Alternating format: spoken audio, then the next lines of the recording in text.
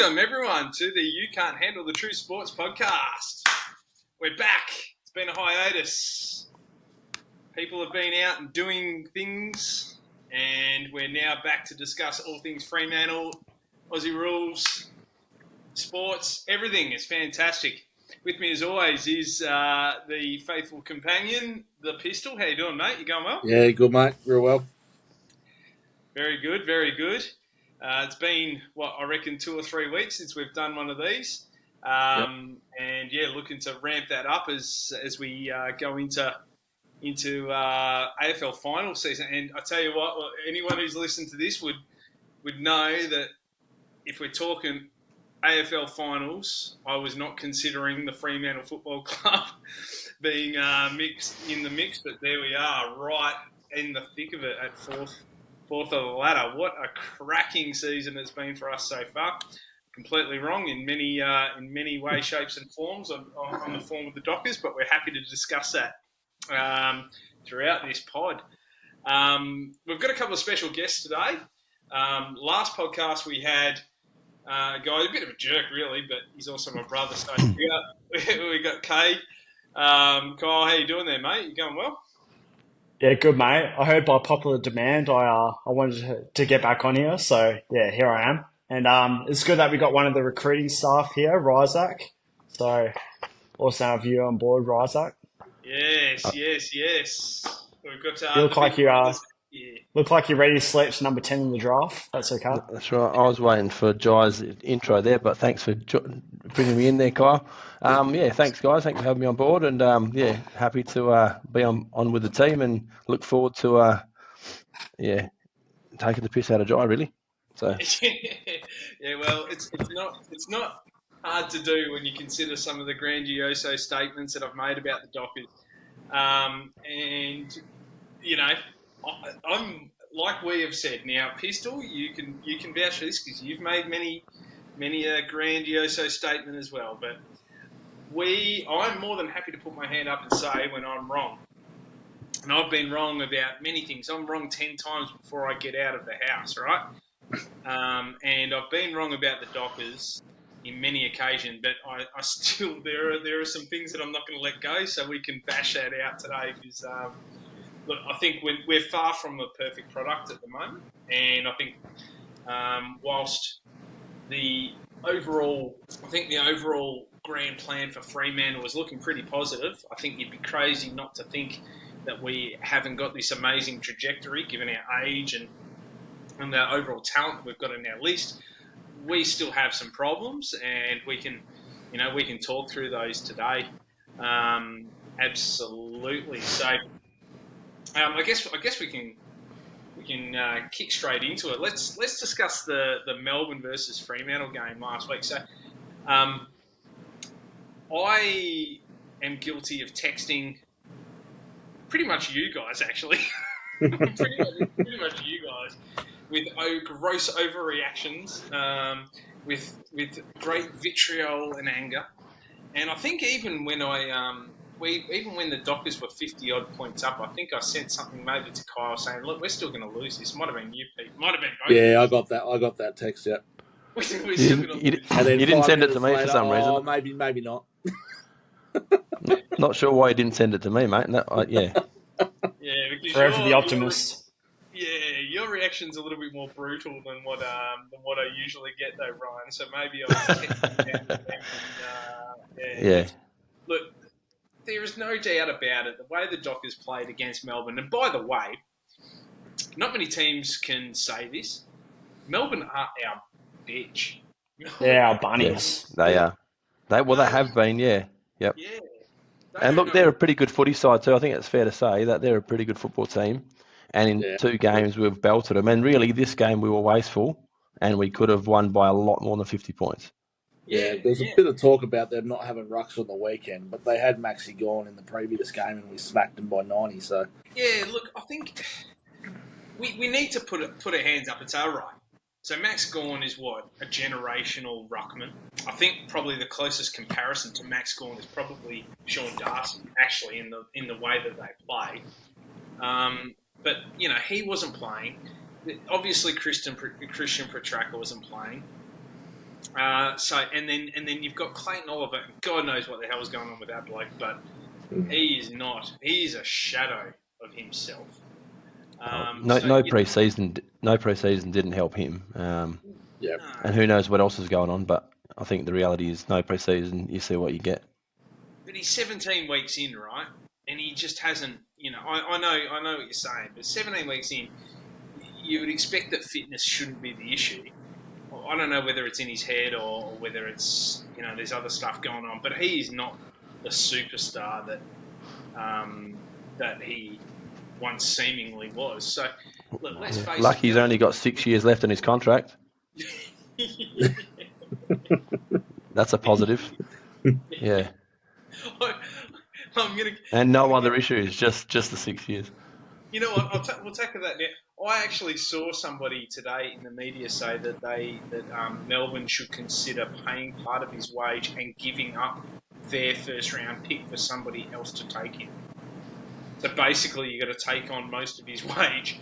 You get their top 10 pick, and then they can just get rid of him. If they were to do that, I just can't imagine that they would be in that space. You'd want something good in return, though, right? Like, didn't the Cats and Gold Coast organise something like that? Was it with Bruin or someone like that? Not Tanner Bruin. It was Jack Bowes. Bowes, yeah. Yeah. The Gold Coast did sort that. Of player, obviously, but we kind of got that with Brody a little bit, didn't we? Didn't we take a bit of his salary? Yeah, we did. Look, there's examples of it, right? There's examples of it, but I don't think anyone doing the Clayton Oliver, if they were to do that, that's a different level. You know what I mean? It's one thing talking about 100%. Jack Bowes and, you're talking about a guy who's been 2 times runner-up Brownlow medalist, $1 million a year, 7-year contract. That is just not, that's not heard of. So, anyway, my point to all of this is that Melbourne are not the team that probably everyone thought that they were going to be this year. I tipped them to be top of the ladder with 19 wins. What, this year? Yeah. Okay. Yeah. So, and Fremantle were where at that point in your recollection? 16th, something like that? I had us with 7 wins at 15. 13th or something, 15th. Yeah, I think it might have been 15th. Yeah, or 13th. Yeah, actually, it might have been 13th. Yeah, so 7 wins, 13th. So clearly, look. Just about flip it on its head. Fremantle will finish where, little switcheroo. All right. I'm wrong. I was wrong. You're a bit unlucky. I'm so glad that this is being recorded, by the way, because all the hard truths coming out and the apologies. It's good. We'll just do a little snippet of that if I was wrong. We'll put that up there. Yeah, and make a gif of it. Yeah. So anyway, look, Melbourne probably aren't as good as what everyone thought. Dockers are a lot better than what we thought, but we have smacked them 2 times this year, and so badly that the first time we smacked them, we belted them so badly that we made the story about Melbourne, because all of a sudden it was Goodwin's garbage and what's wrong with Melbourne, all this. We smacked them that horribly. This time we smacked them so badly that the media has sort of said, well, look, the Dockers are actually contenders. So, it's an interesting game. Look, maybe start with you, Kate. Kyle, what were your initial takes of that game? What stood out for you? Well, obviously the clearances were such a massive thing for us in that game, and I feel like that allowed a midfield, which in the stats have been very strong and competitive this year by clearances. It just allowed us to get on the front foot a lot. And I don't know, I just found throughout the year we're starting to get clean and we seem to be gelling a lot better. Like, how many times did we get that slingshot? And I don't know, it just seemed like we had a guy like Amos out the back and, we were very dynamic with the way we played and attacked through the corridor. And that's what we've been screaming out for as fans for ages. And that was a big criticism, I think, especially early on with Longmuir, was, can we be a threat and can we have that connection from mid to forward? And I feel like just as the season has gone on, we are slowly starting to build that chemistry. And now we've got so much danger up front with Jackson, Amos, and Tracy. I mean, far out. That guy's been an absolute revelation this year. Like, he's probably my favourite player. now as far as free guys go. Like, you just know what you're going to get out of him. Yeah. But yeah, I don't know. I feel like we're really on the right track. But the last time I said this, I was on the podcast and we got belted by the Bulldogs the next week. So yeah, got to temper it a little bit, but Yeah, we do. we'll see how we go this weekend. So I'm with you. I'm with you, and you boys jump in, as you want. Josh Tracy, we've spoken about a bit on this pod now. He has blown me away because Mike, I almost coined the phrase: key position forwards are never any good because they never are. Until Josh Tracy, who I think you could make an argument could almost be all Australian centre half forward. Like, I know he won't. At 21. He's starting to get into that conversation now, which is huge. I look at him as a bit of a hybrid. He reminds me of a Nick Revolt mixed with Wayne Carey. And I know they're big names and it's exciting, but that's what he reminds me of. His work rate up and down the ground is second to none. He's commanding. He likes the heavy hits. He likes to get involved and throw himself around. And like you said, Kyle, 21. Real big upside. And we knew he could kick straight. He's proving that, which is awesome. But no, and there's he's certainly also amazing. His amazing ability to set up his teammates with his field kicking. Yeah, I was just going to say that his field kicking is awesome too. Yeah, but he can kick. He can kick goals from outside 50 as well, and he's got a really penetrating kick, a lot more than what Amos does. And even if he's not hitting the scoreboard, which he generally does each week anyway, he's going to be bringing maximum effort and he's going to be trying and tackling and he's going to be crashing packs. I feel like he's always going to be in the game just because of his mentality. Yep. And I don't know if you can teach every player that. I feel like just some players have that. I feel like Caleb Sarong's another one. You just know what you're going to get every single week. Yeah, ultra consistent. The other thing with Trace is he's probably changed Walls and the recruiting staff's thoughts going into this trade period where they were going to go after McDonald probably from Sydney, and now he's come along and his connection with a miss there that they're moving on to other needs. Yeah, and I think the exciting factor about that is those players are both, 21 and 22, respectively. Yeah, so we've got another 10 years sitting there. Yeah. Oh, and they've been a couple of years in the system, so they're learning more and more about what they can do. And that's what you see with Tracy is his confidence is evolving and he knows what he can do now. Yeah. And probably still doesn't quite know what he's got in the bag. So he's learning more and more each day, which is great. Yeah. And we've been screaming for a Pavlich replacement and I reckon we're getting it. Yeah. And it's a massive call to put on a young kid, but it's exciting. There's no question.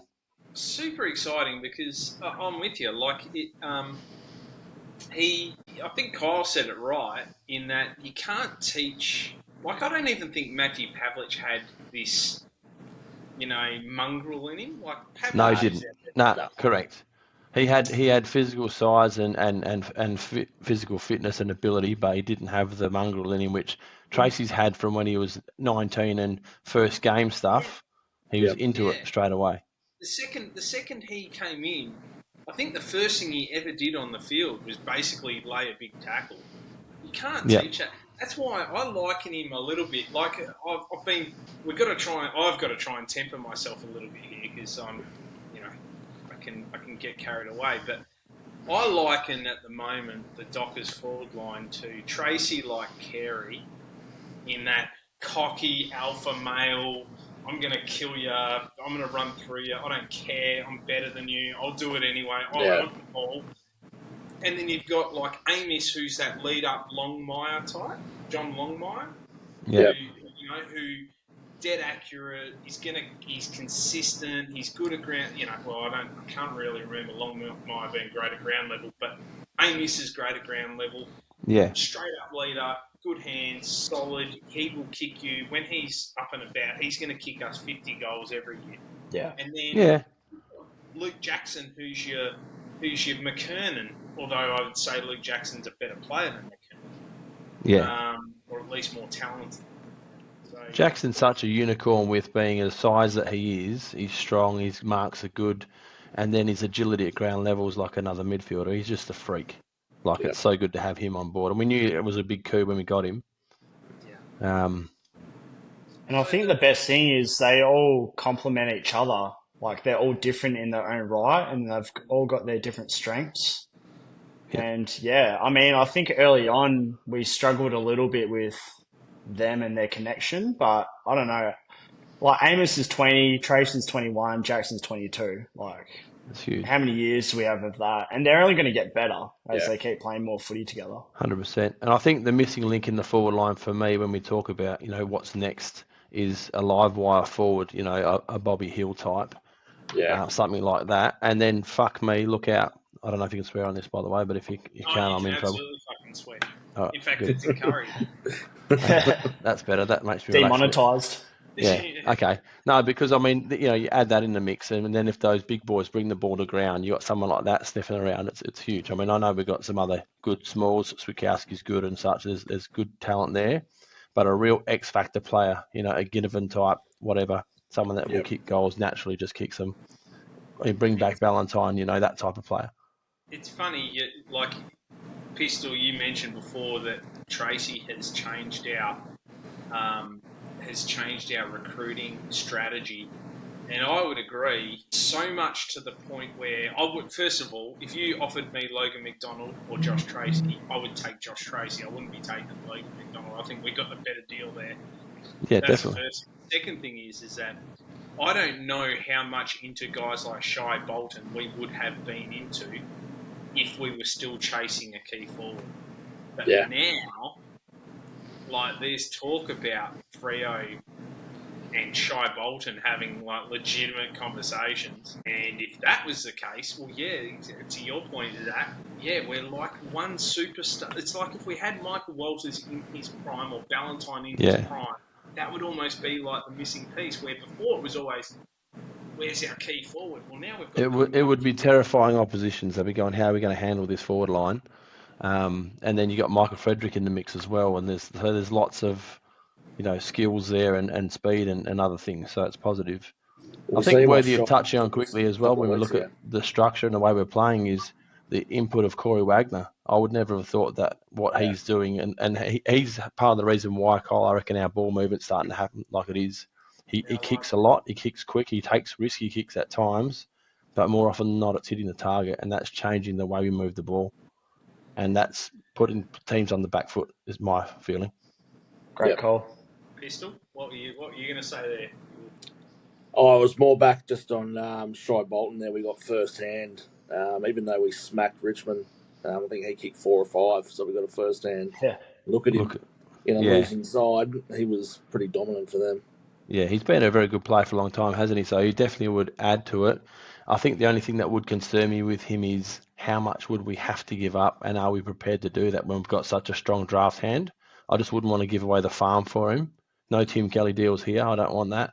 I just think we maybe won our best pick for him and some later picks maybe, but not giving up the farm. But maybe I'm wrong, because he could be that quality, and we are obviously approaching that strong contention window for several years, and he's young enough to be a part of that well and truly. So Cal Toomey, who I rate, came up with potentially, you know me, I'm all about stupid statements.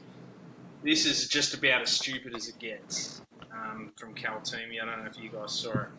If I'm Freo, I'm offering Richmond picks 6, 12 and 15 for Shai Bolton and Liam Baker. Dum.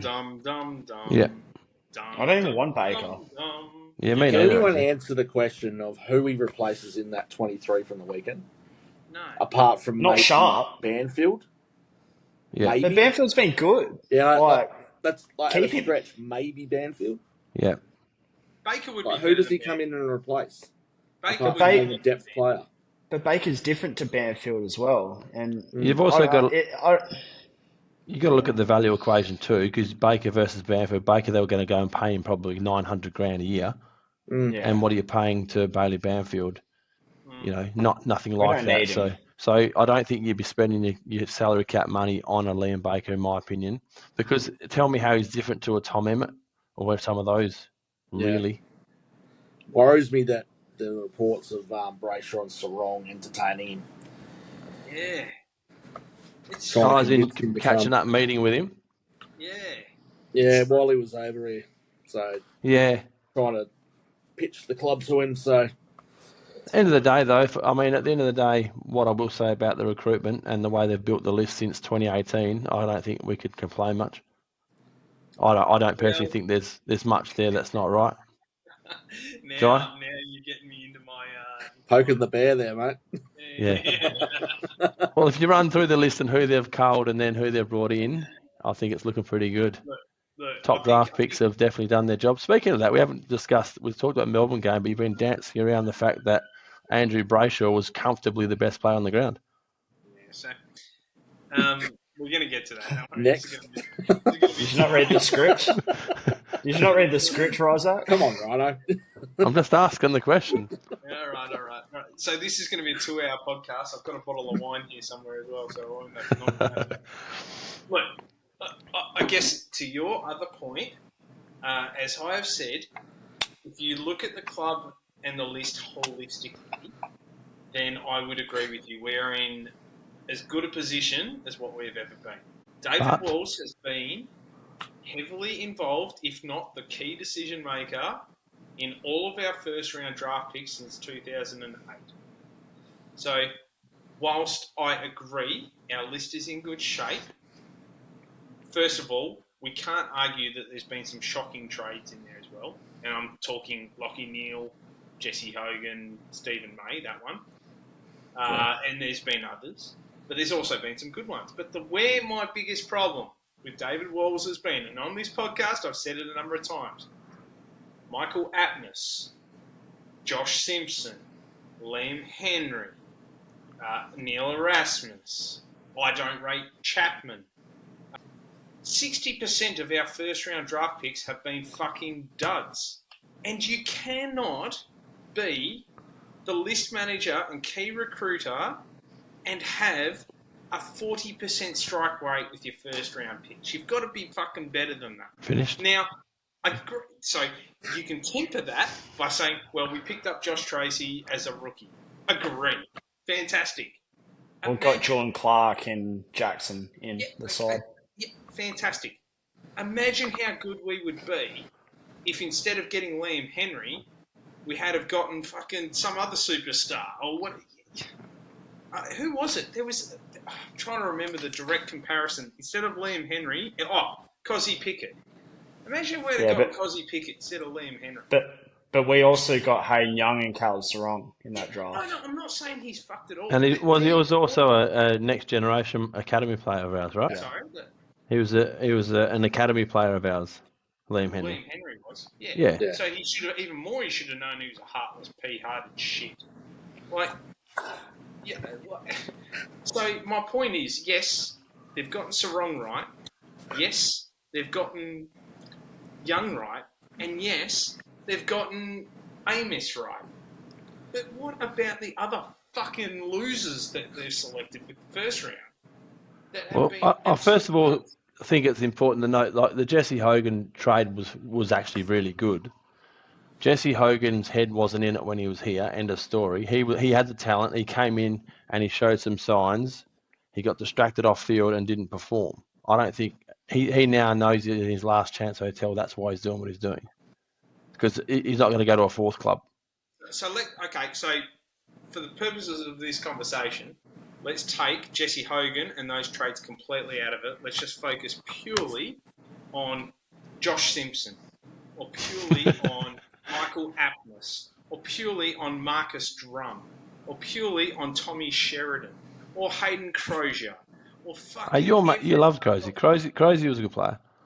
Yeah, but he left and he played his best football at another club and he proved to not be a first-round draft pick.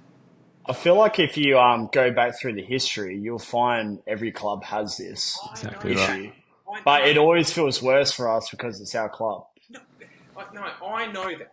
And I reckon you could probably compare St Kilda as a club and they would go, holy shit, yeah, we've done the same thing. My point is that if you look then at Geelong, take away the father and sons, they can always hit with their first-round draft picks. They always hit with their first-round draft picks. Why can't we do that? Well, they're also probably one and only club in the last 15 years to regenerate their list on the run and not drop out the 8. So yeah, Yeah, that's why I not the said one norm of the though. only. So yes, them and Sydney are those two, but no other club has done it. I mean, Fremantle were good for a period of time, fell off a cliff. West Coast were good for a period of time, fell off a cliff. All the teams seem to do it. Yeah. I just feel like the only knock on Wolves, or the big knock on Wolves, is that the thing that makes our list at the moment very, very good to having been great, and I've done this with Pete before, so I'm sorry, Pete, you must be just about falling asleep, because I've done this with you so many times. But the difference is the fact that our first round picks, the height and talent, you have to hit every time. Neil Erasmus, is he going to be good? I don't know. But right now, he is looking like a dud. You can't have a pick 8 and have a guy play 25 games and go to another club and then fuck off and then you've got to hit those. You've got to hit them. But I feel like we've made up a bit of that with getting Jordan Clark, high draft pick, Yeah. Luke Jackson, high draft pick. Even Sharp was a high draft pick. Yep. Like No, we've been getting guys like. Yeah, we've made up for it, which is why we're still a good club at the moment. My point is that the difference from being good to being amazing is probably Wolves' fuck-ups. But every single saying club's that, got yeah. their top first round draft picks don't all become guns. I mean, I don't think what we're doing is anything unique to us. I think that's every AFL club that has I their think So Which if is first. you look why at Waddle agrees Geelong, with me. I think the list is the least of our worries at the moment. I feel like we've got the list. I It's think just whether there's we more can depth use now it. than ever. I think that's also worthy of comment is the amount of depth we've got. You know, we've got Pat Voss when fit, and yeah, you know, as a forward who's pretty handy. You know, plenty of guys in all lines that could come in and do a job, and Josh Draper proved that. He's another, you know, shooting star, I reckon, at some point where that'll start to have an impact. that's So probably the position that would probably need one more. And I know you'll probably say something about that job, but rubbish. Um, um, You'd say it. we lose one. We lose one more, and who comes in? Davies again, as in defender. defender. Yeah. So we lose another one. Davies comes in. We've still got McDonald out until probably next year. Pierce This year. could be season ender. But if any team loses their 2 key defenders, you're fucked. Yeah, I don't reckon. Again, same thing. And I think what's also important is the strength of the other guys. We've got some absolute guns there. In you know, Brendan Cox comes back and looks like he hasn't really missed footy at all to mine. So to have those guys there, Luke Ryan's still you know consistent, doing a job. I think it would be okay. But I know, of course, you're going to be if you had another key defender go down, you're going to struggle at some level.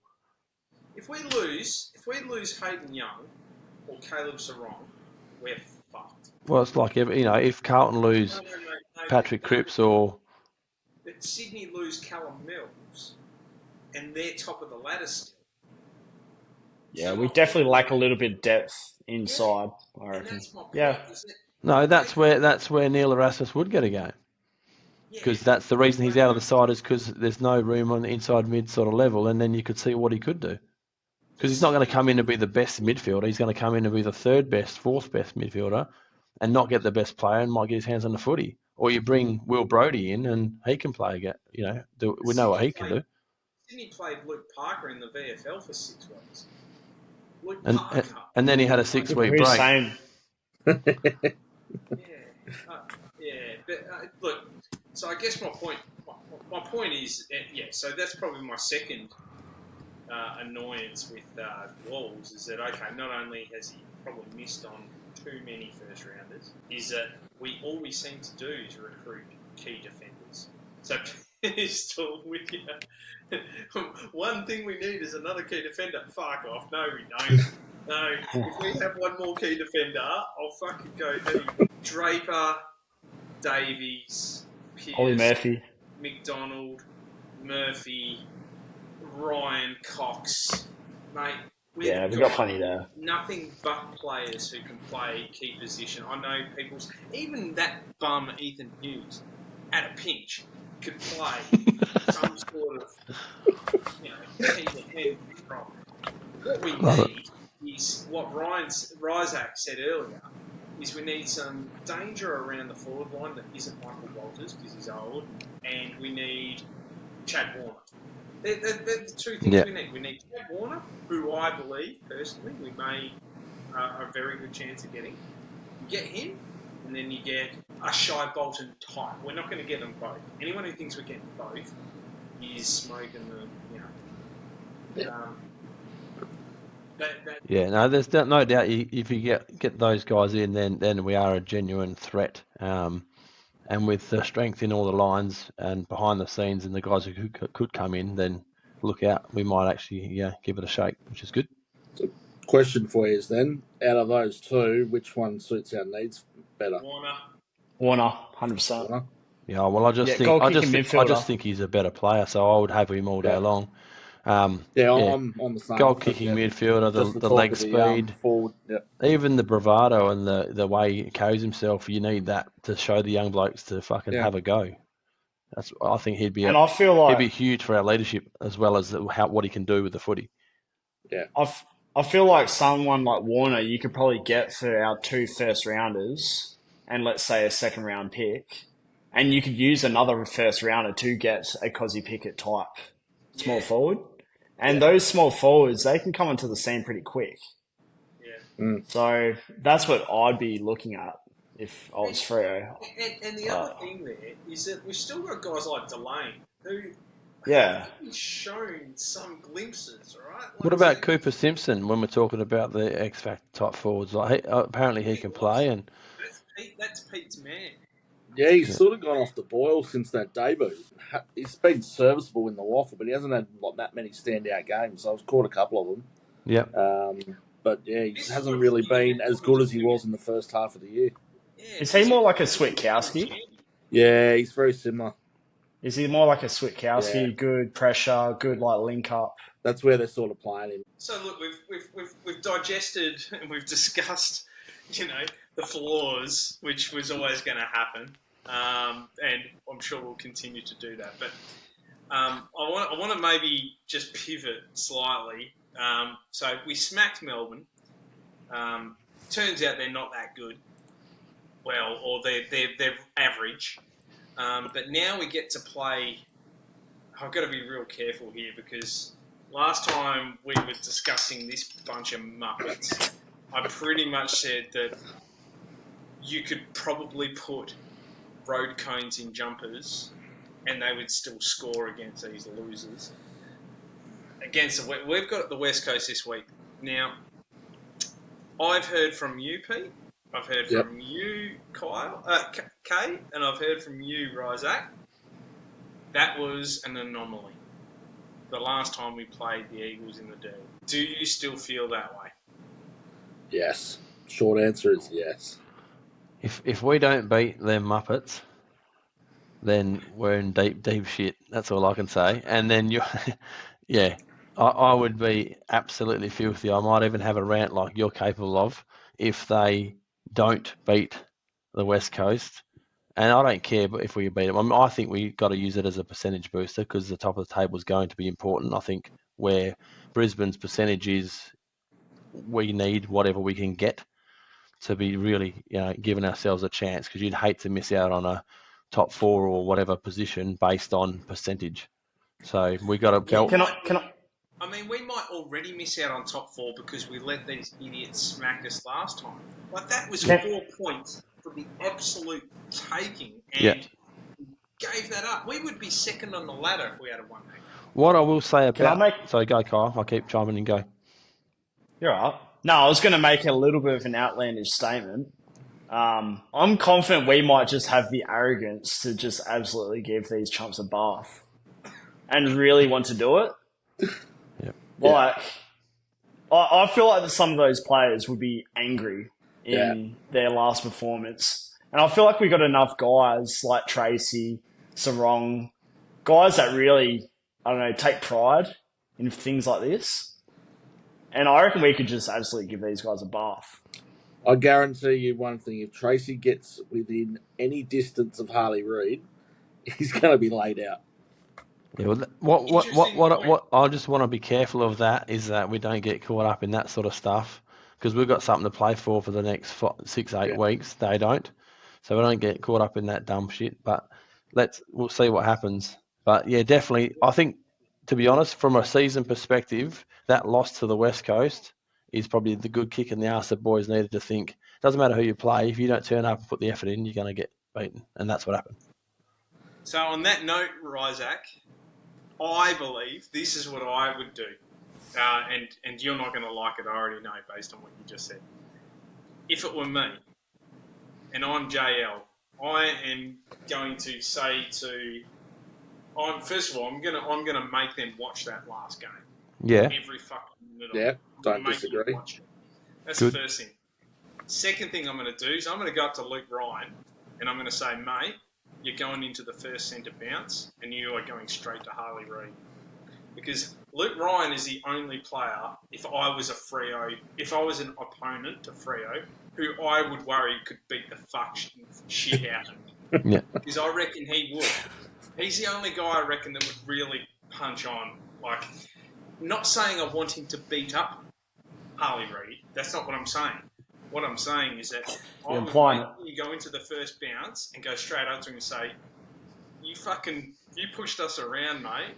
Who the fuck are you? You're not even that good. And I would make him, I would just get him to apply physical pressure for the first couple of minutes and then put him back in. That's what I would do. Because I don't think we've got anyone else in our team who can do that. Well, it'll be interesting to see what they do with Harley Reid in general, to be honest. Obviously, we know he can have an impact for a young bloke, but I think they tagged him last week, and will our boys take on the same, idea and shut him out of the game? Or does Nat Fyfe do a role like he did a couple of weeks ago and just not let him touch the ball? Yeah. Standing between him and the ball. Nat Fyfe went to Oliver last week, so... Well, Nat Fyfe is a proud man, and Harley Reid pushed him around last week. But I would love... this is where we need Josh Carr. I would love Josh Carr out there, because you just send him straight to him and just... Oh, Ryan Crowley. Yeah. Don't worry about Josh Carr. Get Krause out there. Literally shit himself on the field. if he had Ryan Crowley rocking up to him, he would just, with that shit-eating grin, you'd fucking just be punching him all day. They've got to do something to make that smug little cunt fucking feel it. And I don't care about Yo. I don't care about, I'm certainly not scared of any of their midfield. Yeah, I made that statement last time. I said there is not one line on the field that they're better than us at. Yeah. No, like I said, I think they've just spanked us. Our boys do have to be careful that they don't just go into this thing and it's another walk-up start, and we'll pay them back and give them a hiding. I think they're going to be proud, like you said, Kyle. I reckon that's okay. I think that's a real positive thing, and they've just got to kick their ass in. That's what they've got to do. Yeah, I think you're spot on. We're all in agreement, right? There's got to be some retribution, like not physical punching retribution. If they don't stand up for this game, because in 30 years of membership, that last derby was the most disgusting effort I've ever seen. And we've had some shockers, right? I've had people on Twitter tell me, oh, what about the time we only kicked 13 points against Adelaide? Yeah, Adelaide were a good team. It was a wet night. It was a hostile environment. We got beaten up by a waffle side at home. It doesn't get worse than that. No, barely not by a first-year player. Yeah, we got bullied by a 19-year-old who thinks, and I think, yes, he's got a lot of talent, but I believe he thinks he's a lot better than what he actually is at the moment, because he's had plenty of shit games. They've got to do something to...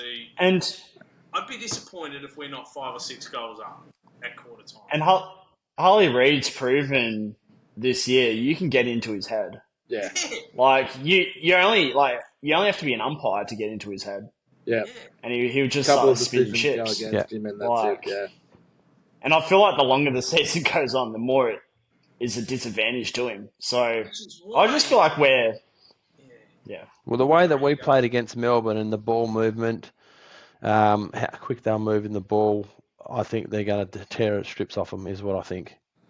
And I don't know, were you guys all at the game live? I just feel like we were all getting around each other, and Yeah, I noticed like it on TV. Yeah, like Amos got knocked over by May, and Tracy went straight up to May and was getting into him, and I don't know. Every time we kicked a goal, everyone was just getting around it each was other even when and guys high were clunking fiving. them in the forward line, like Tracy had his Yeah, hand, and someone took a mark, and it and was just blokes are celebrating celebrating their each little things. other's Yeah, goals Yeah, and it's huge. stuff. I don't know. No, I haven't seen it for a it's a while. big culture shift. I think it's been led by some of the players, and as much as Jai wants Justin Longmuir sacked, it seems like the culture's pretty good. I think it all started Rubbish. like that week Oh, of the sorry. Sydney game.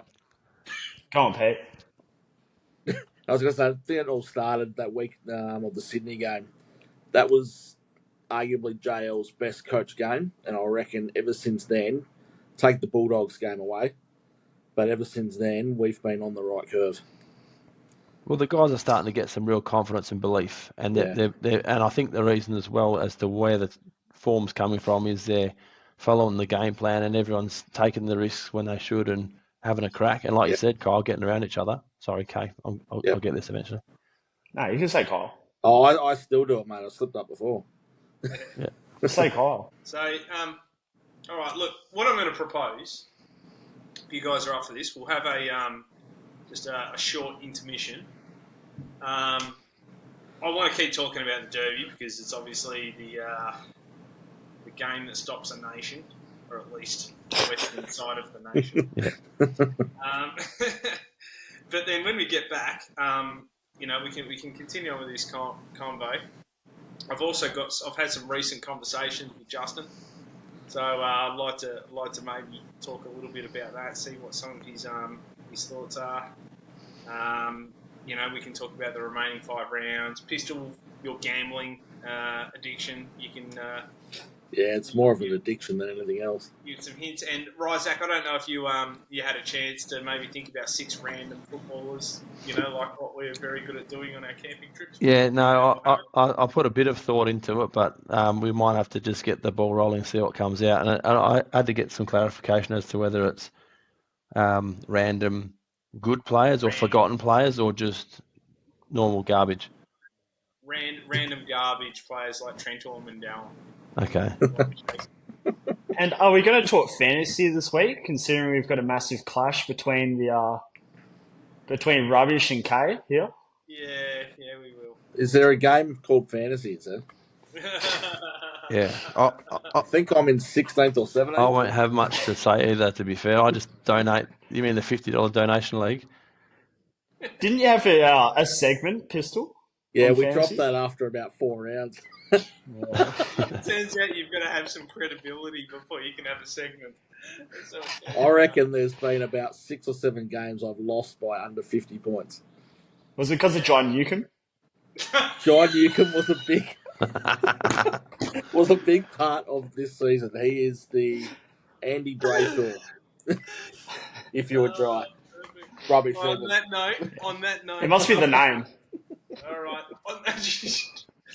On that note, chumps, I'm going to play a song. It's by my favourite band called Filter. Spice Girls. And the song name is Drug Boy. I'm ashamed to say that my 7-year-old can actually sing this song word for word now, Kai. Word for word. Drug Boy. Good girl. He knows how to sing it.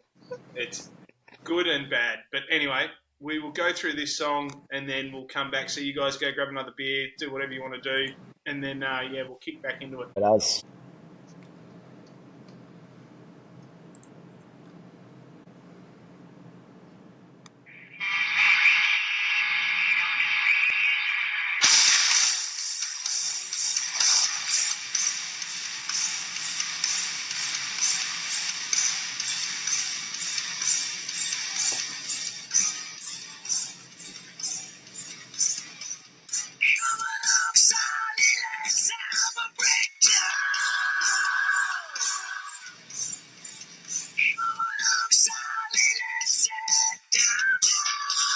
At least some of us are.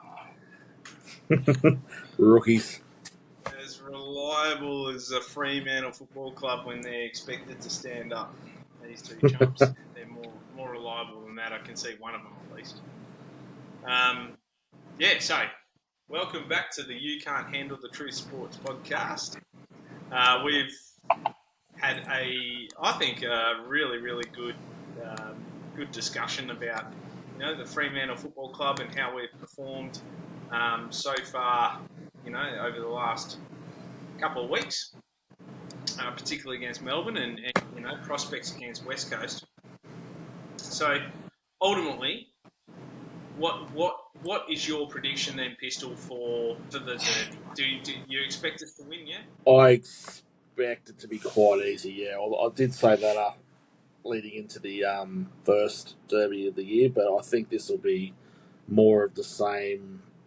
I guess the Melbourne game and the Richmond game, which has been inside the last month, where we've been quite dominant in the clearances there. They don't really have a ruckman. I don't rate Bailey Williams. I don't rate Flynn if he comes back in.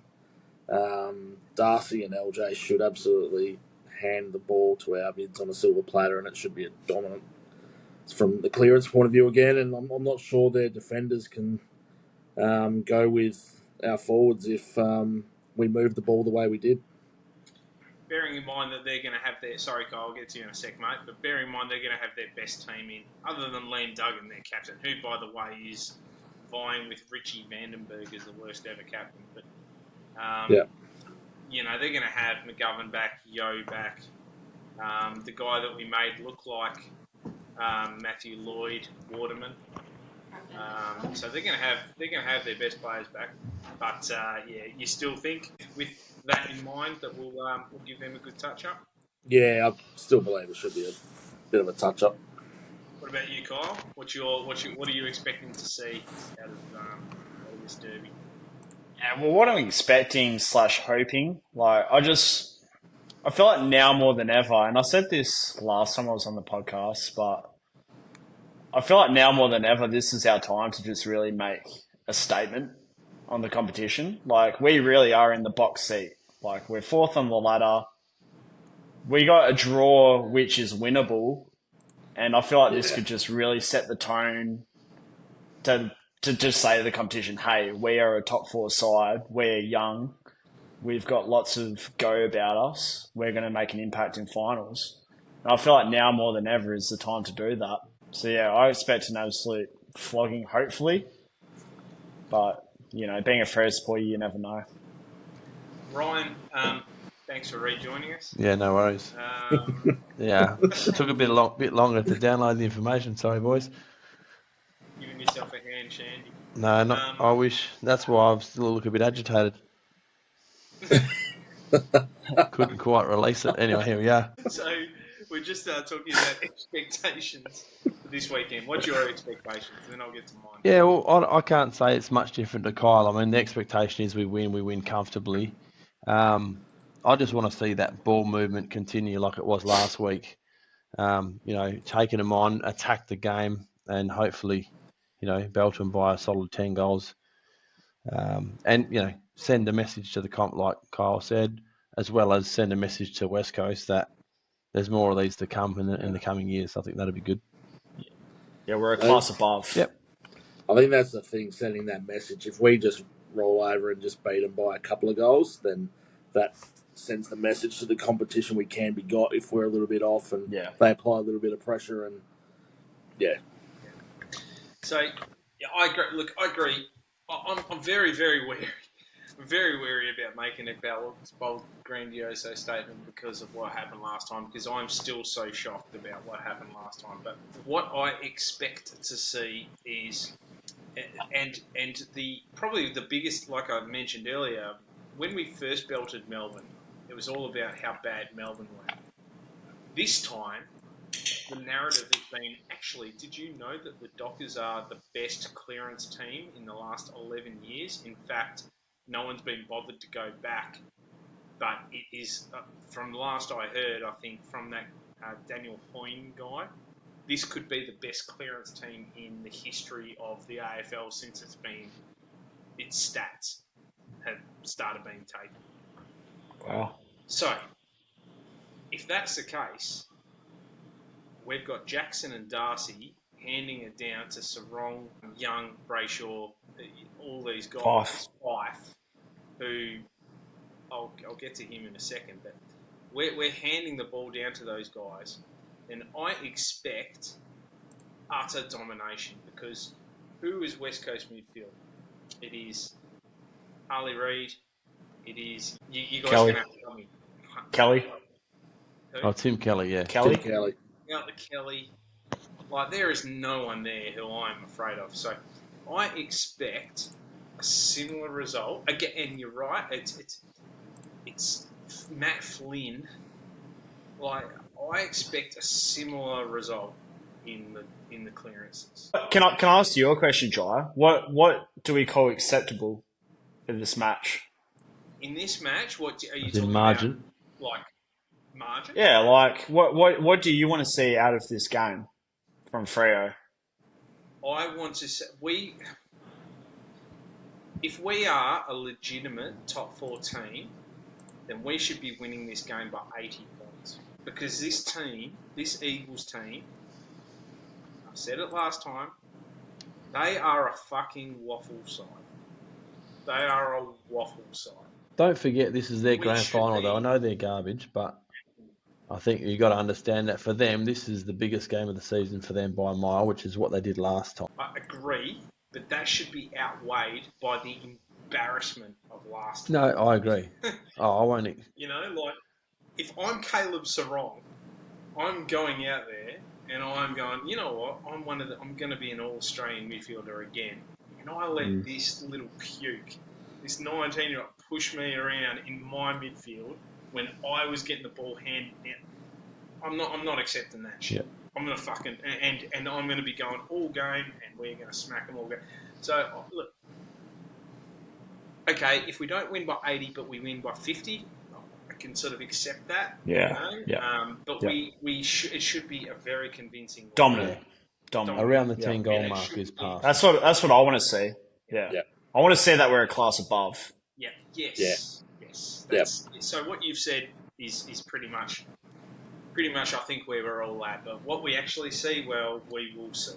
So so look, I guess I want to sort of move on slightly to as you guys know, all of you know, I've got a little bit of a line. Direct line through to Justin Longmuir. For some reason, he's taken me under his wing, and if he knew me personally, he probably wouldn't. But to be honest, I think it's because I know for sure, it's because he gets frustrated with being typecast as a defence-focused person who doesn't care about, attack and we've said on this podcast before, and I've explained on this podcast before some of the communication that I've had with Justin and his frustrations with people like David King, who, by the way, is now very, very, very complimentary of the way we play. Yeah. And I'm okay with that because back then we were garbage. We were playing like garbage. Yeah. We were chipping it around. Not scoring. Not scoring. Yeah. So, but I've had a couple of conversations with Justin recently, right? And the first one I had was on just his philosophy around the importance of defence versus attack. And his explanation was quite funny. Not funny, quite telling in as such that he essentially told me that a forward line takes a lot longer to develop. You can put together a defence of solid athletes and get them to punch a ball and get them to kick it to the boundary line and get them to be solid in defence. But that's really playing it down. And they will be a solid defence, right? The problem comes when you're in AFL football is you've got guys like, say, Jordan Clark, and he's a superstar, by the way, so I'm not picking him out as a problem. He's one of the reasons we're great. But let's say you've got a guy like Jordan Clark who is naturally offensive. you then need to. So the hard part about a defence is really about weighing up between attack and defence, and what you do in that back line, how you can really structure up to do that slingshot football. And that's where he said his philosophy, a lot of it has been driven. He said, but the fact that the football world has pinned him down as being, okay, defence, defence, defence, he said isn't true. He said what the problem is that you actually need to cultivate a forward line. It's like if you've got a whole bunch of lemon trees, right? You can just go and plant those in a back line and they will grow and they'll be fine. But with a forward line, it's kind of like you've got a brand new lawn and you've got to actually grow it and water it and do bits and pieces to get it to a point where it's actually productive. Yeah, I'm glad you're a horticulturist by trade. So this makes perfect just glad you sense. didn't talk about spuds. That was earlier in the podcast. It's a terrible analogy. Best I can think of. I didn't actually think about this more. How's your lawn doing, by the way? I think garbage, actually. But anyway, I want to change it for fake lawn. But I think you guys are getting my point, right? He's saying that, and the best way to help that forward line cultivate is by having a good defence, a solid midfield that can then feed a forward line where you've got your talent, right? Yeah. So I was quite interested in that because my view had always been, and I think proven incorrect, especially in the last 6 to 10 weeks, has been that, okay, it's not about moving the ball quickly and it's not about trying to get the ball over the back and it's not about kicking goals. We just want to defend first and then just limit the opposition, kind of like what Ross Lyon's doing at St Kilda. That's not what he's trying to do. What he's trying to do is get the defence to be solid enough and have that right, I guess, ratio of attack with the right people like Jordan Clark, get the ball forward through to your midfield so that you can feed into your talented forwards, and then with the forward line being so young, it's just taking time. And that takes connection as well, doesn't it? Well, that's what he's alluding to when he talks about midfield connection. Right? So I'll start, Pete. I mean, you're the one who's always dragging me off the ledge, or at least trying to. So what I mean, we'll go through one by one and just sort of have our thoughts on that. Yeah, well, sort of makes sense. I think you brought that up before in some conversations you've had previously with JL. I guess where we've sort of challenged it was around, we see glimpses of it and then it disappears for a couple of weeks, then it comes back. But it's, I guess, yeah, something changed around that Sydney game. I said it before, but I don't know whether they had some in-house meeting or whatever it was, but everyone just seems to be on the same page ever since that week leading into the game. Exclude the Bulldogs game from that. And you talk about connection. Kyle talked about everyone celebrating everything last week. That's a bit more to it. Yeah. But it's more to it than that, right? It's got to be more to it than that. I think that we've got to also consider the leg speed that's been put into the back line. You know, the Brandon Walker, the guys that break lines, not just The Wagner before by foot. You know, something else we missed the piece. Nathan Fife by hand. He's like Polly Farmer. I don't know what's happening there. But he no longer kicks the ball because he probably can't and might hurt himself. Maybe, I don't know what it is. But his handballs that release a player in amazing positions for them to use their leg speed can't be underestimated. Yeah. So it's those sorts of things where they've just got the blend right in different lines, and they are attacking from defence. So yeah, they're locking down first and stopping them, but then they're looking for the corridor consistently. I don't know if you guys seen, there was one specific kick from Jager O'Meara, Jai's favourite man, from just on the wing inboard early, I think it was maybe the second, third quarter. I know the one you're talking about. Fuck, it was a good kick. And I was like, and he's had his moments, O'Meara, we know that, but wow, that was like, he's starting to play that sort of football. Everyone's just on this train at the moment and pushing, and they're all looking for, in the corridor more regularly, move the ball quick. They're breaking teams open by handballs, one after the other, and breaking lines, and then kicking when they should. Every now and again they get tangled up a bit, but ultimately they're taking it on, and that's the confidence in the boys themselves, the coaching, what they're doing. So obviously the line coaches are doing good jobs, and it's starting to look pretty good. So you You're guys 100. mentioned.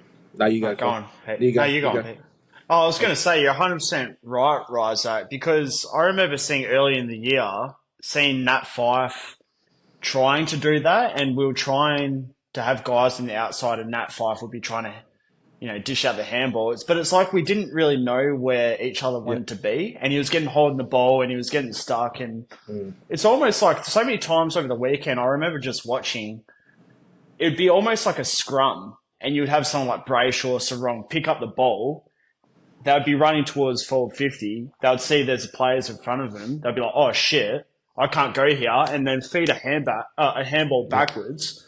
And there was like 3 Dockers players there, just ready. It's like they could all read the script and all knew where exactly everyone needed to be. I don't know. That was one thing that really stood out for me over the weekend. It's just like we knew where, and I don't know if you guys were at the game live, but you can really see how that all unfolds live. And how everyone sets up. Makes me wonder, I know we had our way with Melbourne, right? Because we had the ruckman domination. We're not going to get that most weeks.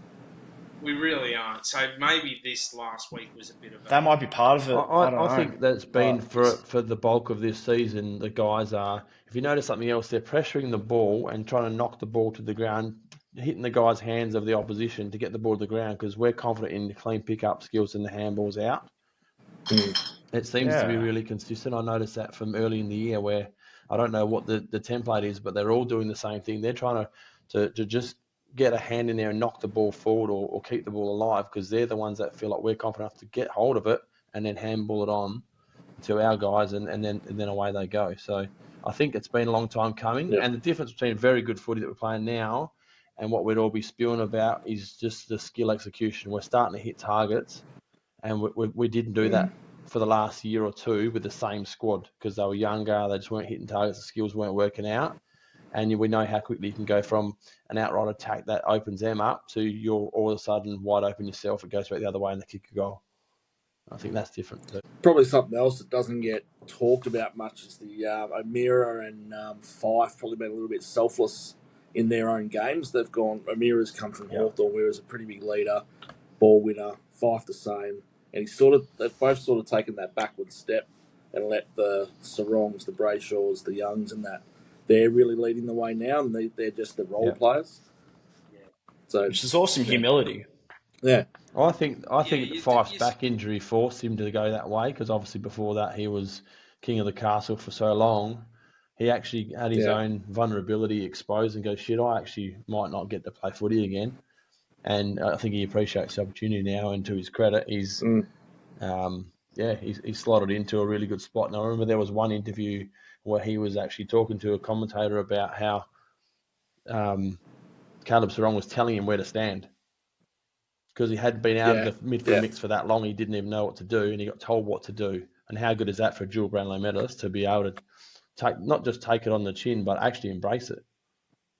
And that's all part of that team culture that I think started to really build. That's obviously from that long ago. That was probably 2 years ago now, or thereabouts, to now coming through to where it's at. Yeah, I fully agree with you guys on that. Which is why, look, I've been pretty bloody hard on Justin Longmuir and the team, and probably more so to you guys directly than on the podcast, because as I said, I've cooled down. You've taken it out on me, is that what you're trying to say? No, I've taken it out. I reckon Pete's copped it worst out of anyone, or Kyle, Kyle and Dad maybe more. But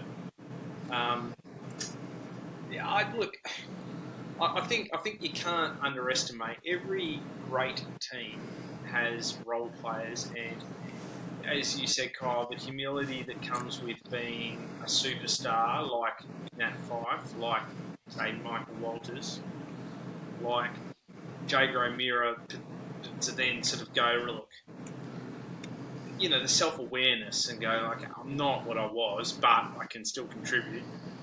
and let's let Hayden Young take the ball. Because let's face it, everybody wants Hayden Young to have the ball. Oh my god. That's who we It's a want to have. lethal left taker. You know, because Fife back in the day would have tried to palm off, do the whole, Harley Reid fend off and then kick it. But he realises that it just isn't. That's not the way it's going to work. So that is good, I think. Self-awareness, but I reckon there would have been some hard discussions, that would have come from. I think it's coaching. I was just going to say, I think that's a really valid point you make about he stopped trying to fend off. He was trying that a lot and kept getting caught holding the footy. He's now.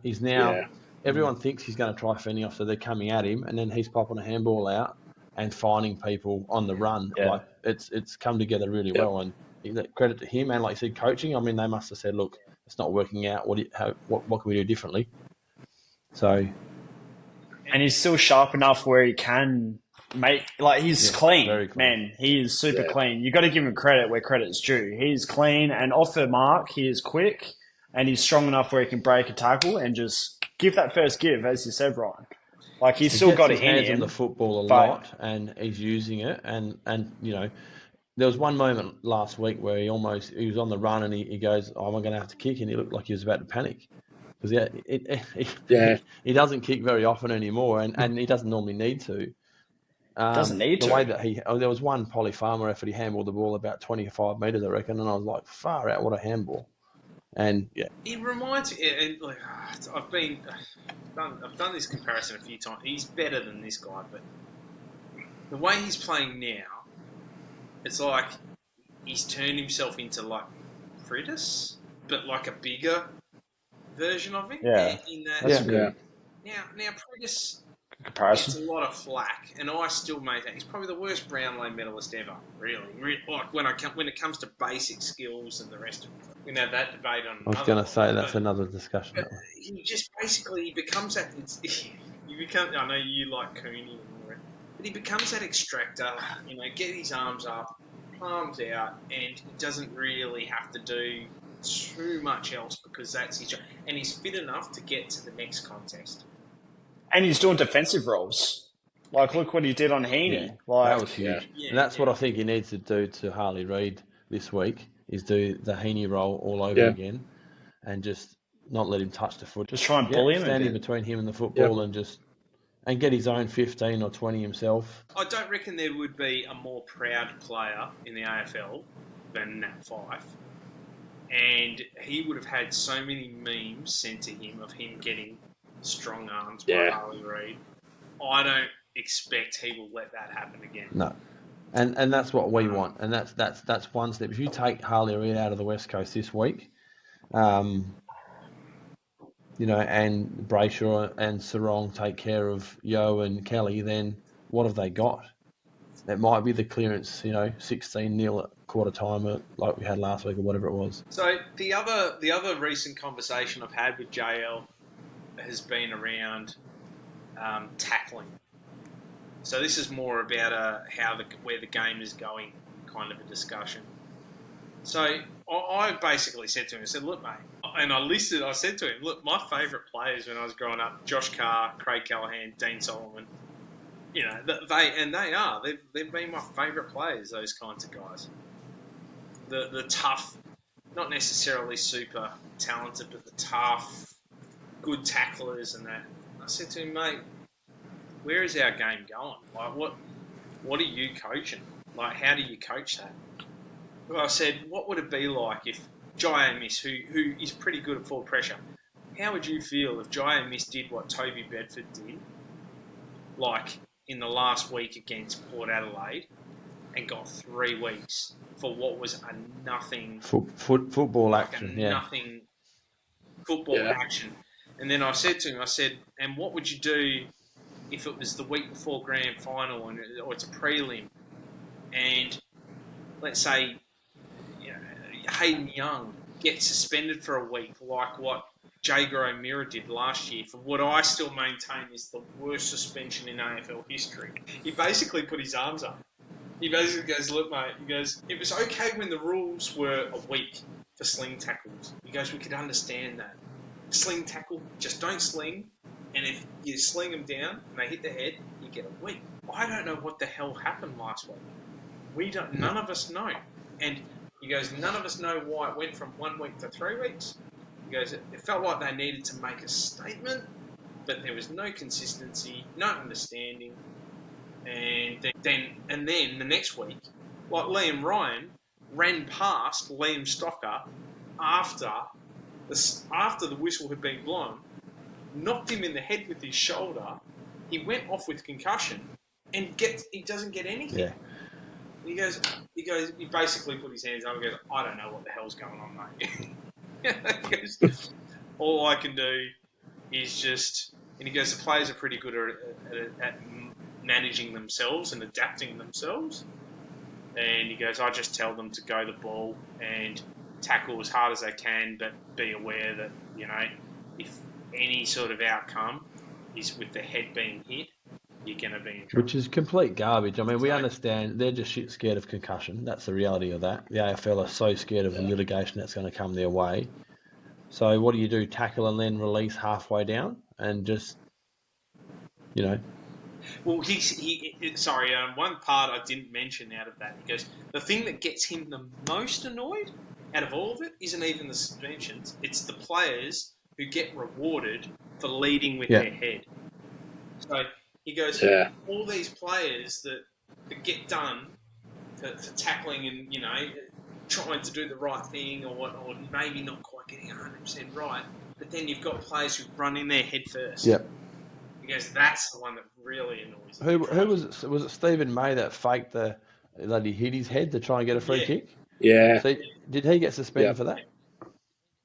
You got a fine. It's not good enough. That should be getting a week's suspension because that's the stuff you got to rub out of the game. There's no place for that. Well, not when you're giving guys 3 weeks suspensions for actions that are completely. Charlie Cameron's one was contributed heavily from the West Coast player who really went to pull him out, try and break the tackle and pulled him over with him. Yeah, that one fell was on bullshit. top of him. Like, he's a smaller guy. He was just trying to hold on to him because if he let him go and he just walks out of the contest, what's his teammates going to say? And Bedford's tackle was a signature tackle. You want to teach kids how to do it, if you ask me. And because the guy hit his head on the ground, he's again got 3 weeks both overturned in the end, but far out. But only overturned on the technicality. My favourite ever moment on a footy field was just about doing that exact same tackle to Rory O'Brien. And getting on the ball and then kicking the goal. The South Mandurah back in the day. Like that, but it was, I remember that. Like, that was the exact, like, that is how you get taught. Like, that is, you chase a player, you grab them, you pin their arms, you drag them down. It's a football The idea of that's supposed to have been the sling into the ground or the pick up and dump on the head, right? If it's not that and they happen to hit their head, tough luck. Like a few years ago when Fife jumped to bump, they had a head clash and Fife, because he initiated it, he got suspended. But that's the thing. Well, the AFL, if anything hits your head, you can expect to cop. So there's a bloke. And you know what the crazy thing is? I feel like players expose that. Like, it might sound stupid, but I feel like if a player feels their arms pinned, they will go down with momentum to try and draw a free kick. Like, they're not stupid. And then that player who does it, and it might have been... will get a concussion. Yeah, could get a concussion, or they won't, and they'll try and get a free kick out of it, but then the player who did it was a perfect tackle, but the head does hit the ground, gets a 2-week suspension or 3-week suspension for something that is completely out of it. Talk about Walls' position at Fremantle that's under threat. That Christian surely can't survive much longer than the MRO. Was it Dan Christian? That's Dan Christian. Part-time cricketer, part-time AFL. Next Richard Cheekweed's in the mix. Richard Cheekweed. Lee Castledyne's on the... they can have the whole panel. Oh, shit. Yeah. Well, it's the way the AFL's going. I keep saying, I can't wait till the time where the AFL changes things so much where I can just go, I'm done. I'll just go straight to NFL, and this podcast will be an NFL podcast. But I don't think I'll ever get to that point in my lifetime. But it's very, very frustrating. And you know what? The worst thing, like I said, I could absolutely see a scenario where, you know, Jai Amiss gets rubbed out for a couple of weeks in the finals because of something stupid, you know, and it would be to us, wouldn't it? It would happen to us. Or Josh Tracy, who loves tackling. I could see him getting done like the week before a preliminary final. And Well, he had a similar tackle to Charlie Cameron on the weekend when he had Viney. Mm. And it was only because Viney didn't throw his head back. Yeah, He landed on his back and his head was sort of up like this. yeah, His head did. That's the only reason Tracy didn't get done. yeah. I think what will eventually occur is guys are going to tackle them and then just let them go before they hit the ground, and the umpires are going to call the free kick against quicker. That's the only way they'll stop it from happening. Otherwise, if you tackle someone to the ground like we're all taught to do, then you'll end up getting yourself suspended. So they'll rub the tackle out of the game, just like the bump's almost gone. I'm pretty sure I heard JL on one of his, it might have been 360, where he's actually saying he's afraid of players now not going to pick up the ball, rather the opposition pick it up and then go to tackle them, sort of thing. So That's they don't where hit he- him in that's the where head he when was they're at. bumping. Yeah, So this has been a very positive podcast. there we go. Here we go. So you guys know that I'm not a medical professional. I've broken my wrist once. I've broken a number of bones. I don't know. And I've heard many so far, and I'm obviously referring to Alex Pearce's re-breaking of his arm. I've heard many people say, well, it couldn't be, it was just unlucky, you know, like it was a different bone, it was just pure unlucky. It doesn't take the brain surgeon, it doesn't take a medical doctor to understand that if you have 3 weeks off after a broken forearm and the plate goes in, that there's higher risk for the other end of the plates because that hasn't gotten built up its strength yet. And the doctors, for some reason, made the decision to play Alex Pearce, and Alex Pearce has to have a bit of culpability in this himself because he would have said, Yeah. right to go. He was squealing to play the week before, is what I heard. So he wanted to play a week earlier than that. So. Yeah. Well, then he's an idiot. And they're all idiots. Yeah. They are all idiots. Yeah, when you got Draper sitting there as well. Yep, all he's done, and now I heard Justin say the other day, we expect him to play some footy again this year. Ryan Daniels reported that it's going to be a 4 to 5 week injury, so pretty much the exact same as what his other one was, which puts him on track, if we make the finals, to be ready around about either the last game or the final. Yeah. I want to hear your guys' thoughts because a lot of people on Twitter have ripped me for my position on this. You're not a medical doctor. You don't know what you're talking. Come on, it does not take a doctor to understand this. To me, Ryan. You go, Pete. Am All I an right. idiot? I Ryan, was going to say, you I go copped first. the same Pete's as the voice of rubbish. reason, so I want Pete to round this out because Pete, I've seen his views and I know he's got a brewing take on it. But If you ask me for controversy, I actually agree with you. So I'm not sure that's what you're after. So, controversy is you. Yeah, and I think that's probably the most controversial thing. But the reality is it, like you said, it's not rocket science. If he's now not playing this weekend for the next month, it's proofs in the pudding. He wasn't fit to play. He shouldn't have played. It's a contact sport.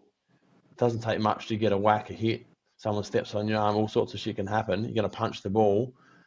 He should have waited at least another week and maybe come back for the derby. There's as Pete said, there's not people we don't have in the background that can come in and play a role. So it's pretty disappointing because, I wasn't big on Alex Pearce's leadership, Jai, as you know, from the start, and I've been proven wrong too. Like he's playing a big play. He's a super player. 200 centimetres, leadership. He's a cracking leader. Yeah, absolutely. No, he proved me wrong, and the boys love him, so that works. But far out. It's a big loss now for a month minimum. Did you see how he did it? It Did looked you so see? innocuous. Did you see how easy? Yeah. Went for a spoil, eh?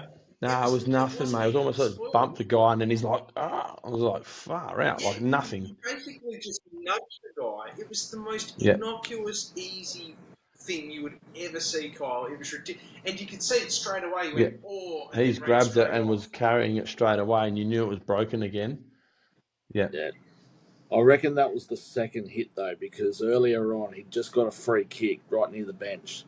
And he took his kick and then went straight to the bench and spoke to someone and then went back to the back line.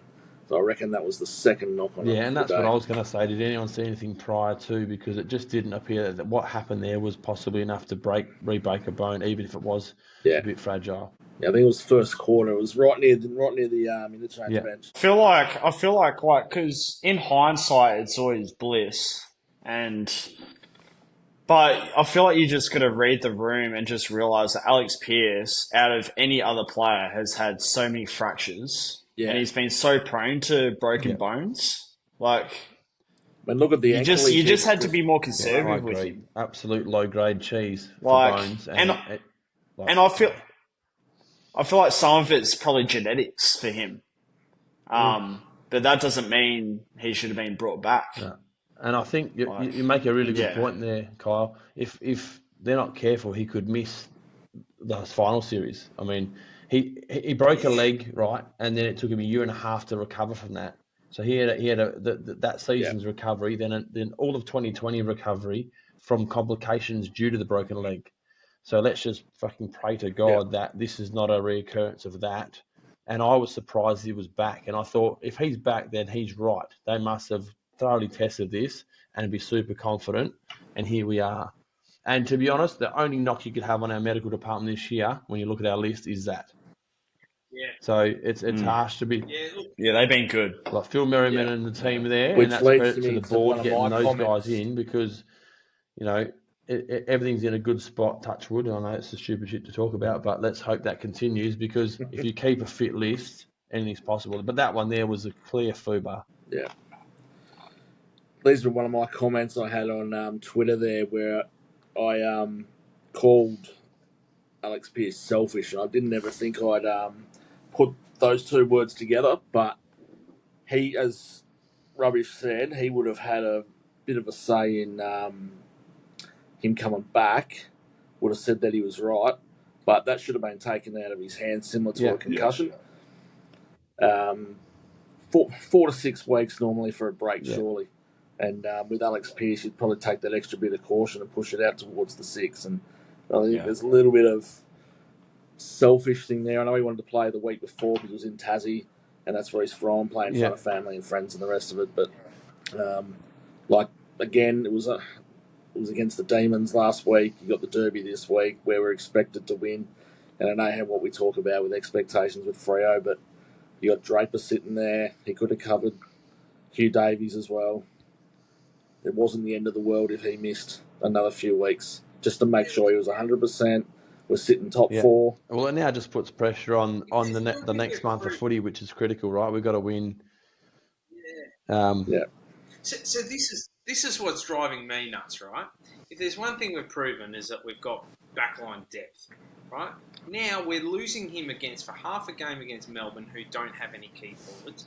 We're losing him against West Coast, who plausibly are the worst team in the league.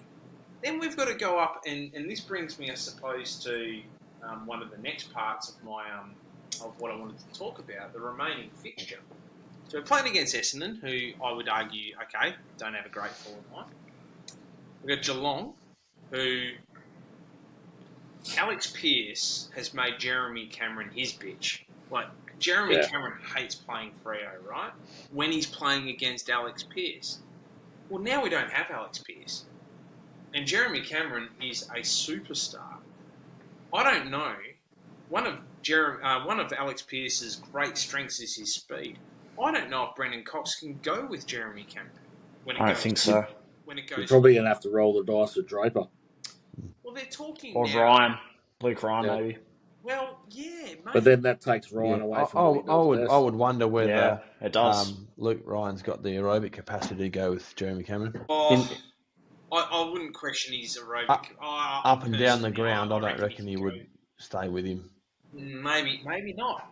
But my point is that the perfect opponent for Cameron, and the reason why he never gets off the leash is because Alex Pearce kicks his ass every time. And now he doesn't have to play him. We've got GWS, right? Now they've got a bunch of key forwards, the best being Jesse Hogan, who I believe that Brennan Cox could go with.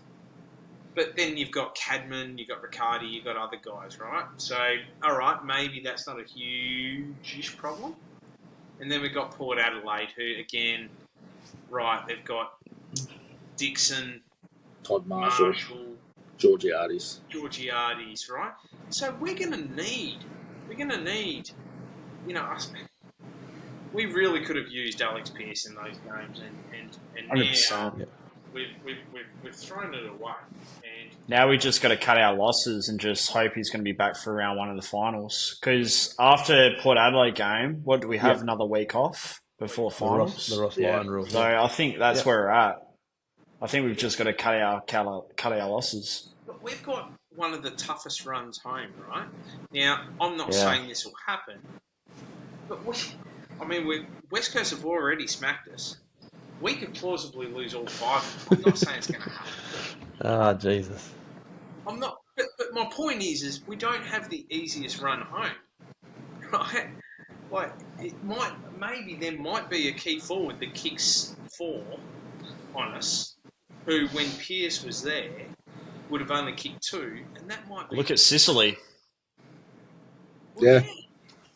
So it's very frustrating because we really do need and Oscar McDonald, I saw the other day, he's still 12 weeks away, Pete. And he's 3 weeks away. Well, no, it just got updated. Maybe it was a typo because he's only 3 weeks away. 3 weeks ago, he was still 12 weeks away. No, yeah, he's 3 to 4 as it sits now. Just open it up. He's not coming back, right? This year. So we're going to be relying on Draper, who I've got very, very high expectations for Draper. The fact is, he's still 19. Not against Cameron and guys like that. Well, they reckon that Tom Hawkins is going to be back for the freo game. So who are we going to play on it? Will you play Cox on Hawkins? So what, you play Draper on Cameron? Hawkins was talking on AFL 360 about whether he'd even play. I don't know about. I'm not sure about him. I don't reckon they'll send him on the road trip west. Yeah, that's a good point. Coming back from what he's got. I don't reckon you'll see him over here. And if he does, he's going to be coming back first game in 10 weeks. How effective will he be anyway? Yeah, okay. All right, we can make that argument, but I guess just talking purely from matchup perspective. Yeah, no, I get that. Yeah. It's a concern. It's definitely something that we could have done without, and I think the worst part is that it's avoidable. It was avoidable, and they chose to play him early, and he, like Kyle said earlier, his history of broken bones is not great. They should have definitely rested him at least another week, and he's got a part to play in that. He chose to play. He shouldn't have. Yeah. You know what we should be doing, and this is going to be controversial. I'm going to get a stance for this. I brought this up before. If it were me, I would be saying, Matt Taberner, you're playing centre half. The Rory Lobb rule, you reckon? In the waffle, and give him some time in the back because he's 200 centimetres. He can mark. We know he's got good foot skills, and this could be your saviour. This could be your Rory Lobb moment, mate. He's got a big tank too. Tabs can run like he can do kilometres, so he could be the Jeremy Cameron tag. Oh, come on! He's not quick enough. He's like a poor man. He's a poor man's. He's a poor man's Brendan Cox in that position. He's not quick. I reckon he'd be quicker than. Yeah, so do I. Yeah, but he'd turn like the Queen Mary. Yeah, okay. Yeah. Back in Draper. No, I'd start with Draper if it's me. I still want Draper in the side. My point is that generally you need 2 big-bodied key position players, and Draper isn't physical. I would still have Draper in that side. don't know. You know, talking about controversial thought process, what about Heath Chapman to play on Jeremy Cameron? Your man. I reckon I could beat No. this chap. See, that's where you're wrong. I'm the opposite. I've got a lot so of do I. time for Chappie. I really like Yeah. Chapman. Yeah, everyone does. I think you're in the minority. Yeah, I know. But I mean, it's the same with Brayshaw. It's the same kind of people that say Tabner should play full back. Yeah. Visionary, some might say. I'll tell you what. All right. So let's say, Hear me out. Meet me halfway. Meet me halfway. Maybe you don't Wing. Taberner as a full back at the AFL, but in the waffle, I would be putting him at full back in the waffle. I'd be saying, What about Patrick Voss? because my point being that Brendan Cox hasn't exactly been durable. So what happens if he goes down? Well, Matt Well, Tabner he's not hasn't been Cox durable either. Bad in recent. I mean, I know he just come back from a decent layoff, but prior to that, he was. No, I know that. Yeah, that. Was, but I mean, outside of that, half a season, he's been good. Cox is actually a good example. He started as a forward, and we threw him back. Well, that's my point.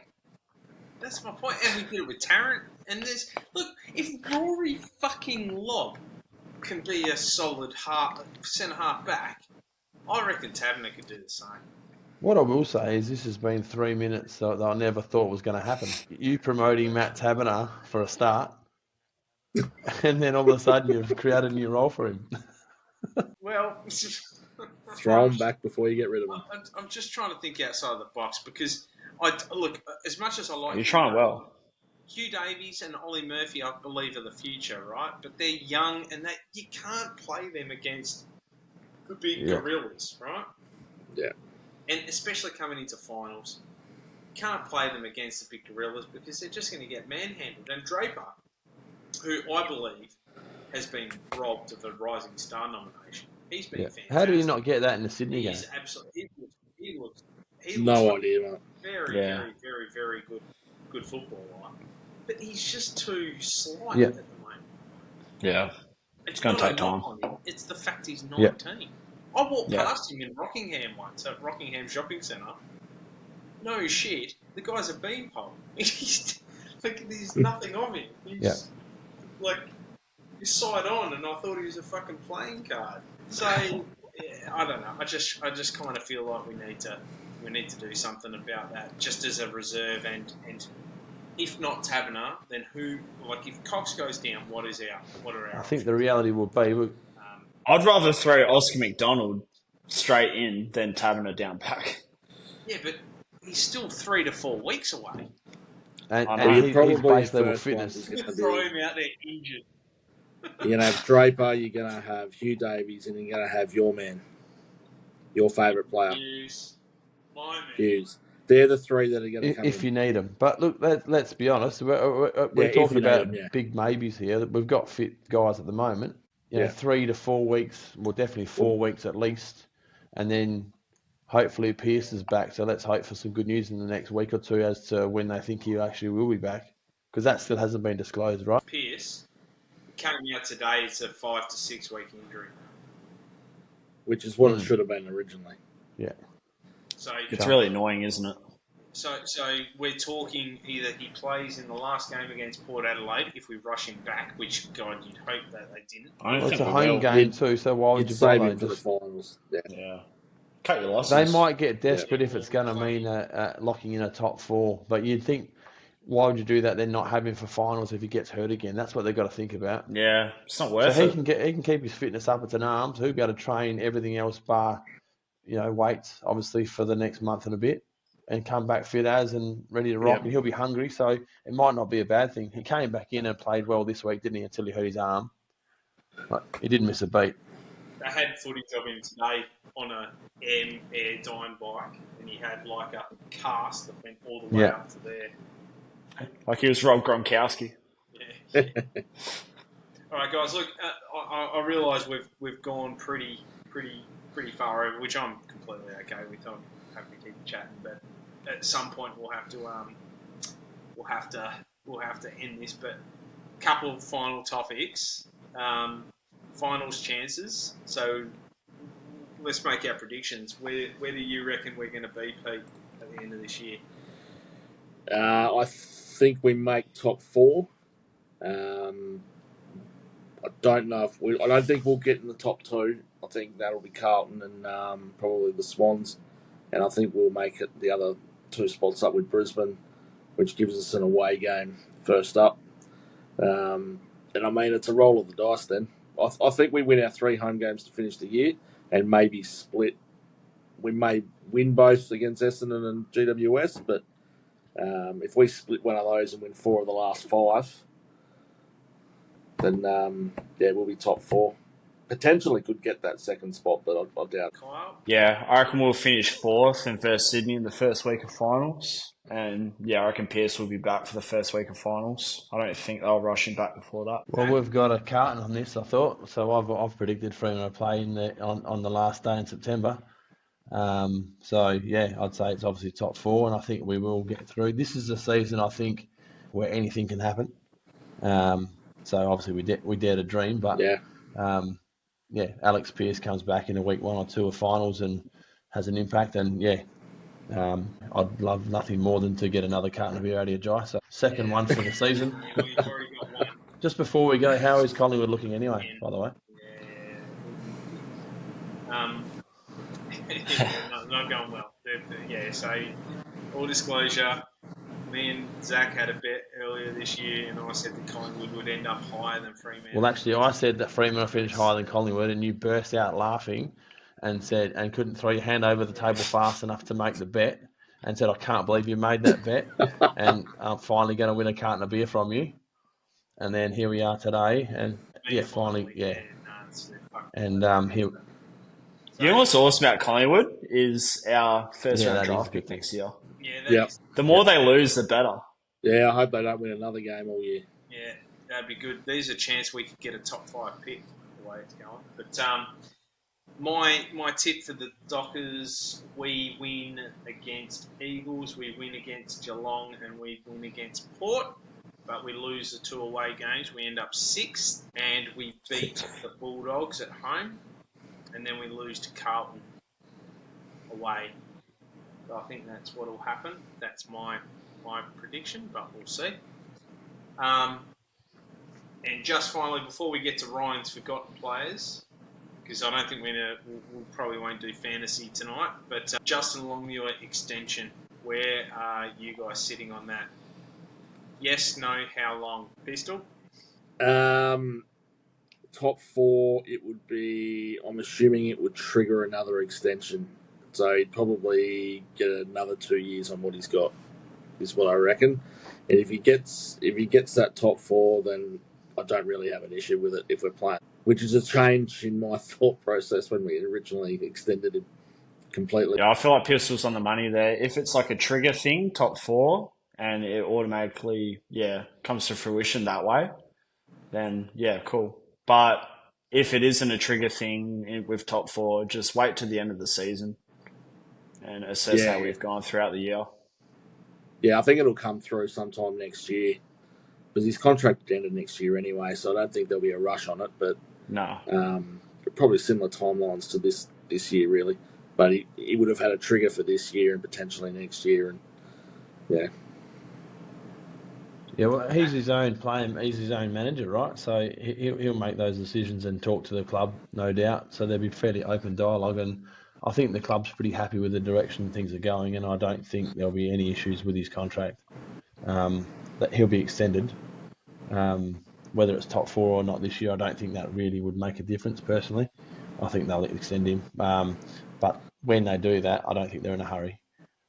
I think there's a fair bit of trust in the inner sanctum between themselves, and hopefully they just go 1 year contracts because like players they tend to perform better on 1 year contracts. Yeah. Look, there's no way they'll do 1 year contracts, and to be honest, if I was Longmuir and we make top 4, and this is what I think will happen. I think that they'll extend him by an extra 2 years on top of the extra year he's got. So they'll give him 3 more years. And if they make top 4, then that's completely fair. Yeah, Yep. I think that's fair. You can't get top 4, play like we have, but the game plan has shown a lot more than what it did 2 years ago when we made the finals. See the development in guys like Tracy and that, and then let's say you get Warner and guys like that. You can't. No, he will have definitely earned that long term extension. Which again, Pistol, hands up. Yeah. Completely against what I thought and what we thought. Yep. But hey, you know. Yeah. Credit where credit's due. Credit where Yeah, it's due. and I said the same thing on Twitter this week. I put my hand up. Someone called me out, and I said at the time, go back to the first podcast we did, and we'd be the first ones to put our hands up and say we got it wrong, and we have, and yeah. I've put my hands up more than a put my hands up more than a banker in Point Break. You know when they I've been doing that all year. All right, so just before we finish, Zach, have you got some forgotten footballers? No, I haven't had time to prepare a proper list, to be honest with you. You know, so like I said, if you wanted forgotten players that were like absolute bums, probably not. But you know, names like Colin Sylvia spring to mind. You know, Liam Jurra. Yeah, you know, they're some of the names that sprung to mind when I think about it. But I haven't. I got that message driving home, and that's all right. For next time. All right, guys. Yeah, bad job by you. That segment needs to stay, doesn't it? Yeah, well, or maybe we'll edit that part out. Yeah, maybe you need to go. I think most people have considered that segment to be a winner, actually. I'm like, yeah. But, all right. So yeah, let's. I guess then, if there's nothing more from you guys, just want to say thanks, Kay and Zach for coming along. This has been good. I'm glad we got to do another extended edition. And we'll reconvene next week, I reckon. All right, appreciate that, guys. Good on you. Thanks for the invite. Cheers, fellas. For anyone listening, you can get at us at You Can't Handle Sports Podcast SP or myself at Rubbish YCH on Twitter. Pistol. The Pistol 17. Pistol 17. Kyle, have you got a handle, or Zach, have you got? I'm staying off social media at the moment, but yeah, I'm not active on social media at the moment, so Not a bad idea. No, no handles, mate. I haven't had long enough to grow them, but I'll work on that for next week. All right, guys. You can't handle the truth. Love you all. Anyway, cheers, boys.